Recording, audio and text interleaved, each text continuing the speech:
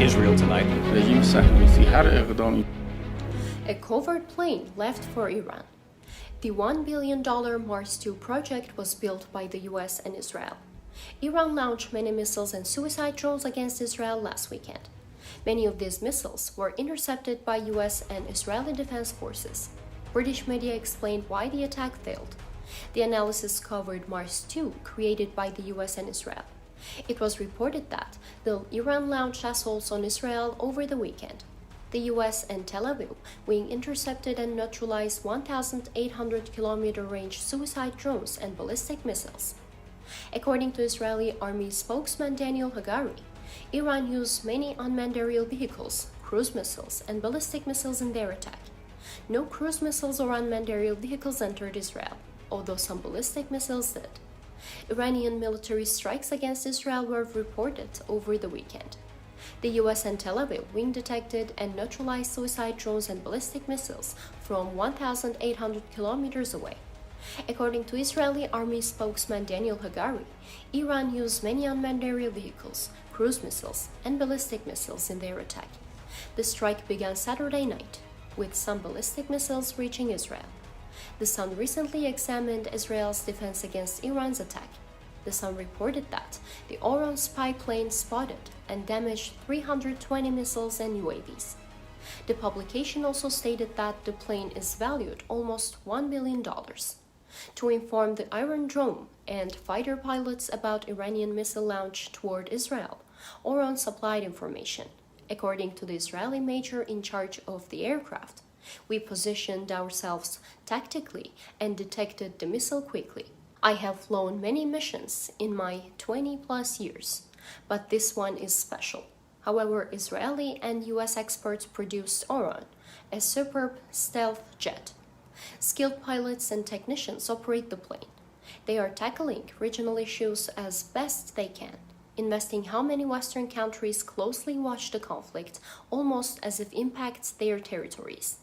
Lebanon has been significantly affected by the conflict since its beginning. Lebanon has seen many wars since Hamas' onslaught. Residents mourn the disruption of their peaceful life.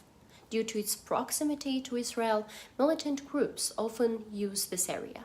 Certain groups attacked Lebanese territory recently. The Israel Defense Forces reported 4 soldier injuries after this event. Israeli hospitals received the soldiers by helicopter from Lebanon. Hezbollah claimed the explosion, saying a large amount of explosives were planted across from Adamat, northern Israel. The attackers claimed the devices detonated as Israeli troops crossed the border. IDF was called in after this event. The IDF reported attacks on southern Lebanon Hezbollah. The army reported hitting rocket launching positions, opposing group structures, and other infrastructure in Sedikin, Matmura, Labuna, and Adahash Shab. The army reported shelling near Adahash Shab to neutralize threats. Lebanon state-run news agency reported an Israeli airstrike on a Hanin house outside Bent Jabal. The report said the explosion was stronger than typical and audible throughout southern Lebanon's Nabatea. Some officials said the blast was audible in Tyre, 22 kilometers (13.5 miles) distant. The incident produced a large column of dark smoke, according to internet images. These confrontations represent the beginning of something bigger. This morning, the Israeli army and Hezbollah exchanged fire. The opposing group fired 2 attack planes into northern Israel, putting their commanders in danger. Today's Israeli army incident killed 2 Hezbollah commanders. Local officials said 3 people were minorly injured in the Hezbollah drone attack. The IDF reported 2 explosive-laden drones targeting Beit Hillel in the north. Hezbollah claimed to have hit an Iron Dome battery. The attacking gang has made similar accusations in recent months, which the IDF has dismissed as false. The IDF is probing why the sirens didn't sound during the strike.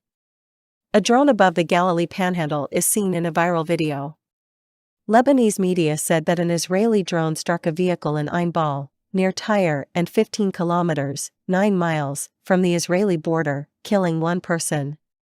The IDF later announced that it had targeted Hezbollah's coastal area commander and neutralized him. Ismail Youssef Baz, a high-ranking Hezbollah military leader, was the coastline region's commander, according to the army. In Lebanon's coastal region, Ismail Youssef Baz developed and coordinated rocket and anti-tank missile launches against Israel. The killed assailant planned a series of terrorist attacks on Israel during the conflict. Hezbollah announced Baz's death on the Jerusalem Road, a name typically used for Israeli agents slain in strikes. Since October 8, Hezbollah has relentlessly attacked Israeli villages and border military outposts. These attacks use rockets, drones, anti-tank missiles, and more. Hezbollah claims to be aiding those fighting in Gaza. Iran supports the conflicting Hamas, Palestinian Jihad, and Lebanon organization. The IDF reported that Baz was the 6th Hezbollah brigade leader assassinated by Israel in recent months. The army claims that over the past 6 months, many Hezbollah commanders have been killed. Hezbollah is distressed by this number. Hezbollah's operational capabilities plummeted after senior commanders left. After a drone strike on a vehicle near Chihabiyya, Lebanese media reported injuries. The IDF said they attacked a Radawand commander in Hezbollah's special unit. According to the IDF, Mohammed Shahuri led Radawand's Western Rocket Squad. Shahuri was slain while driving in Kafr Dinan, a village near Chihabiyya, according to Army Film. Shahuri was accused by the IDF of planning and executing many rocket assaults against the Israeli home front from western and central southern Lebanon. The strike also murdered Mahmoud Fadlallah, another Hezbollah commander. He was linked with Hezbollah's missile unit, according to the IDF. Hezbollah verified their demise. In Ainbal, Alma Ashab, Hanin, and Yaron, the IDF struck buildings where officials were known to gather. The IDF recorded additional rocket launches into northern Israel throughout the day, fortunately without injuries. Artillery bombardment from the military targeted launch sites. Israel warned Hezbollah that they would take measures to secure their border if they did not evacuate and continued to threaten northern populations. To avoid conflict, 70,000 people were evacuated. Hezbollah has continued to attack Israel, claiming to help Hamas. This shows that Hezbollah is often belligerent. The IDF took decisions on Iran's weekend strike. IDF plan against Iran and its proxies is complete. Nevertheless, the IDF has not determined the right time. Due to changing conditions and complex preparations, the current decision may be changed. The Israeli leadership's action shows its gravity and resolve to retaliate. Jerusalem appeared to be trying to control the incident and prevent a bigger crisis. IDF Chief of Staff Lieutenant General Herzi Halevi hinted the strike might not happen soon during a tour to the 136th Battalion's Arrow Air Defense Battery. Halevi stressed the need of maintaining normalcy for citizens, especially around Passover. Given your extraordinary preparation and steadfast confidence, the home front leadership and other authorities who are going about their business may be deceiving Iran and its proxies. However, recent signs suggest that a major offensive is unlikely and may be delayed. Military strikes can range from modest ones, like striking Iran's nuclear facilities, to more restrained ones.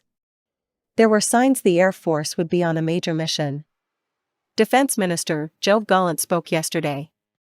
Iranian attacks have failed, and deterring Israel is unlikely to work. The Israeli Air Force rules the Middle East sky. We will defeat any foe, anywhere. Many Israeli officials are working to alleviate the social effects of the attack and find a long-term solution. I appreciate your attention to the current changes.